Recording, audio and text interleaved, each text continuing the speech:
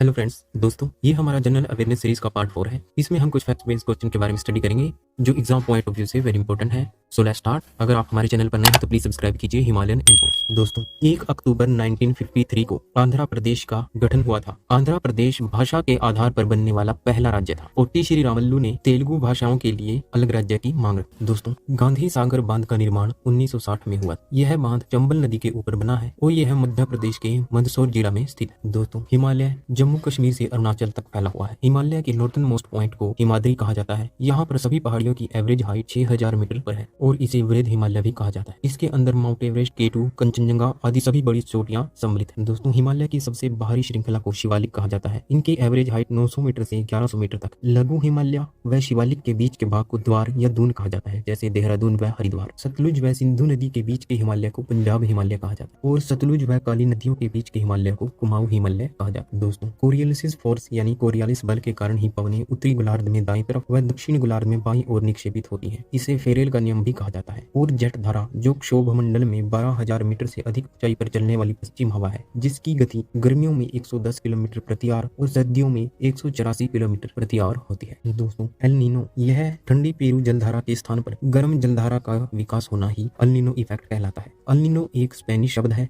और यह इफेक्ट ज्यादातर क्रिसमस के समय ही देखा जाता है। दोस्तों सिंधु समझौता 1960 में भारत व पाकिस्तान के मध्य हुआ, जिसमें भारत को 20% जल मिला। सतलुज, व्यास, रावी, चेनाब, झेलम ये सभी नदियां पाकिस्तान के मिठानकोट में सिंधु नदी में जाकर मिल जाती हैं। ब्रह्मपुत्र को तिब्बत में सांगपो और बांग्लादेश में जमुना कहा जाता है। और नर्मदा और ताप्ती जो पश्चिम की तरफ बहती हैं वह ज्वारदमुख का निर्माण करती हैं। नर्मदा का उद्गम अमरकंटक है व ताप्ती का उद्गम सतपुड़ा का बेतल पहाड़ियां हैं। गोदावरी नदी नासिक से निकलती है और महानदी छत्तीसगढ़ की उच्च भूमि से निकलती है। कृष्णा नदी महाबलेश्वर पश्चिम घाट से निकलती है और कावेरी नदी ब्रह्मगिरी श्रृंखला से निकलती है। कावेरी नदी गर्मी व सर्दी दोनों में वर्षा का जल प्राप्त करती है और कावेरी नदी पर ही भारत का दूसरा सबसे बड़ा जलप्रपात शिव समुद्रम स्थित है। दोस्तों डेमोक्रेसी एक यूनानी शब्द है और नेपाल में डेमोक्रेसी 2006 में आई थी। दोस्तों प्रारूप किसी कानूनी दस्तावेज का प्रारंभिक रूप होता है। वह प्रस्तावना वह पहला कथन होता है जिसमें कोई देश अपने बुनियादी मूल्यों की अवधारणा को स्पष्ट ढंग से कहता है। दोस्तों B.R. अम्बेडकर संविधान की प्रारूप कमेटी के अध्यक्ष थे। वे स्वतंत्र भारत के पहले कानून मंत्री थे और रिपब्लिक पार्टी ऑफ इंडिया के संस्थापक थे।